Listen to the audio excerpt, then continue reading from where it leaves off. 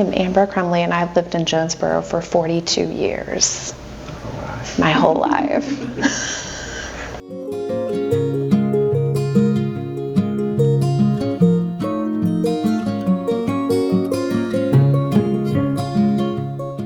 My family actually came in a very long time ago, so it's been generations of, I'm a Jackson, that's my maiden name.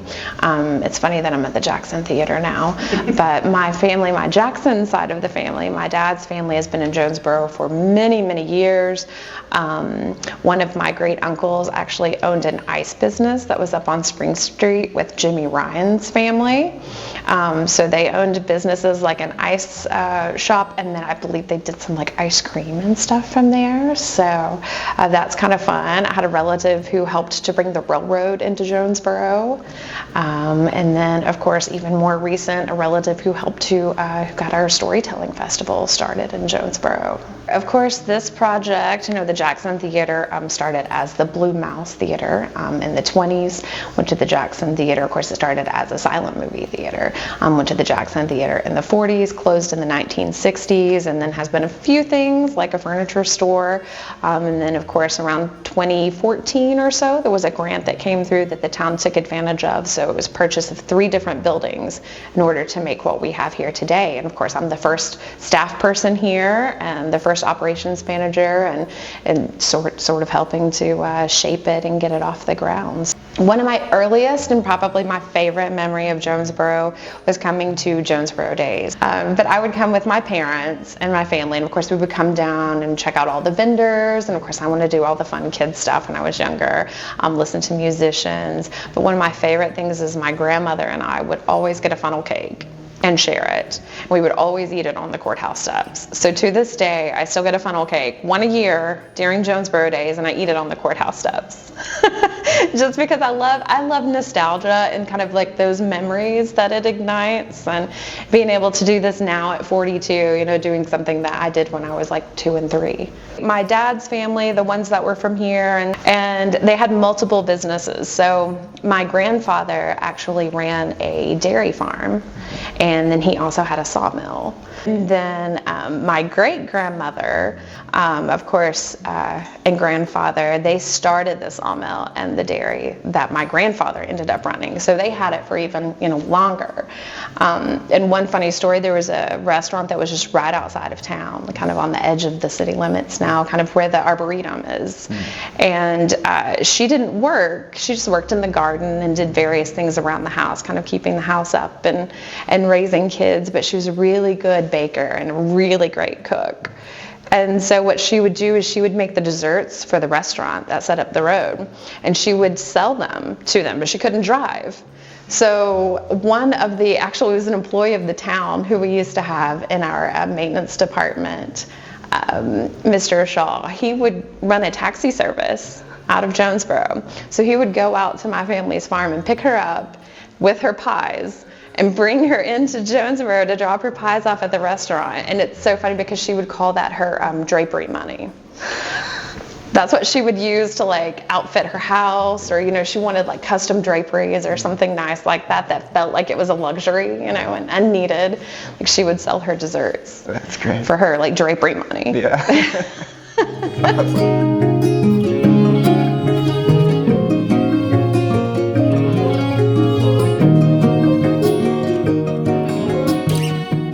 Actually stayed here. I had thought about it for a while. I did an internship in New York when I was getting ready to graduate college, and then after I graduated, I stayed here for a little while, worked with some residential and commercial design firms in Johnson City, and then kind of moved onto a family piece of property here in Jonesborough.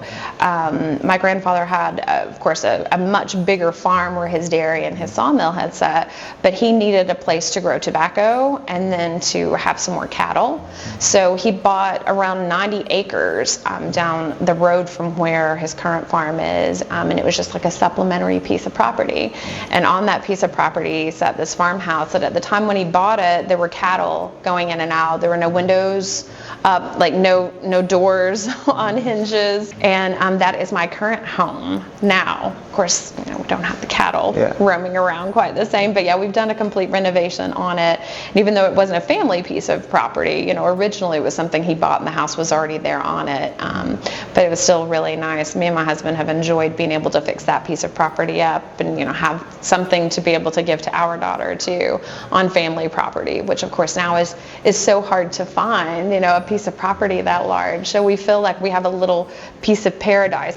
I honestly I never imagined that I would still be here in Jonesborough. Even though I love Jonesborough and I love Northeast Tennessee, it was never something growing up I didn't think I would still be here, And then of course doing interior design, and I thought that would definitely, take me away from the area. It was very hard at that point in time to get a job in something like that here.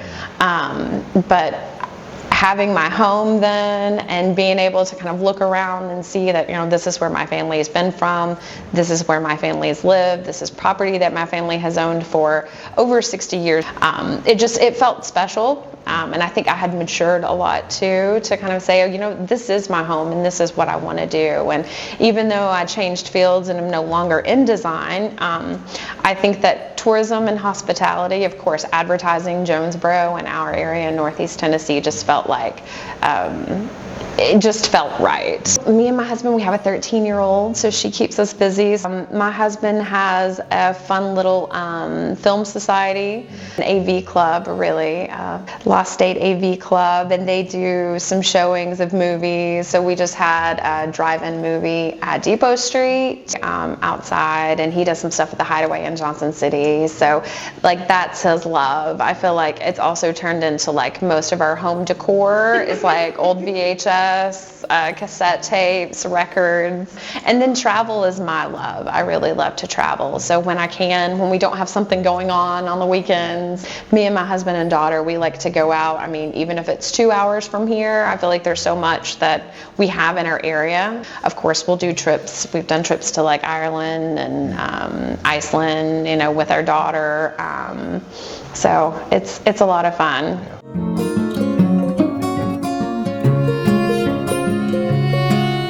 I see a lot of the area family farms from, people I grew up with and knew, people my dad had known, are having to sell off their family farms just because of the expense of keeping it up, and of course the demand for land. And a lot of times you have siblings who, some of them will want the property, some would rather sell it and, have money. So we're seeing a lot of our family farms around our home being sold right now. So we're lucky to be able to be in a position where we're not faced with that quite yet. But I think that the people who are moving here love Jonesborough for what it is and what we've been able to make it, and the same reasons that we love it. The quaintness of turning onto Main Street and seeing all of the old architecture and the buildings, the people who make Jonesborough what it is, from the shop owners to the town department staff, just the friendliness that you get and just the genuineness, really. I think that that's something that it's hard to go somewhere else and find, and I believe that the people who are moving in here and who are becoming more involved in our community are doing it for the right reasons, and I think that they really enjoy what we've put together here and what we're presenting, and it seems like they just want to help contribute to it. I love to be able to hear these fun stories that just random people that I meet out on the street in Jonesborough, when they have those stories about my family, it definitely it brings pride and kind of an excitement that you're here sort of trying to keep up the same thing and doing the same thing, that you're able to still keep your family farm going and your name. I think that for me, having that sense of place and who you are and where you've come from is so very important, and I think mine is just sort of in my face all the time being here in Jonesborough, but I love that too. It keeps it fresh, and it reminds me that I'm trying to do the same thing for my daughter and any children that she may have. It's definitely a varied group of people. I think backgrounds, ages, just political views, and I think it's always been that way. You know, when you look back on some fun old stories about, you know, neighbor to neighbor helping out in war times, of, you know, keeping a neighbor's things even though politically they were on different sides. I think keeping that humanity to everything, and that you know, we're all in this together, and we're Jonesborough, and we're Northeast Tennessee, you know, and we're going to take care of one another. We're happy that you're here. We hope you come back. That hospitality, and I think that just, you know, that empathy and the caring factors of the people who were here, the people who have been here. I think the people who are shaping it now to be what it is. Yeah. We have that, and definitely like a come one, come all type. The more the merrier.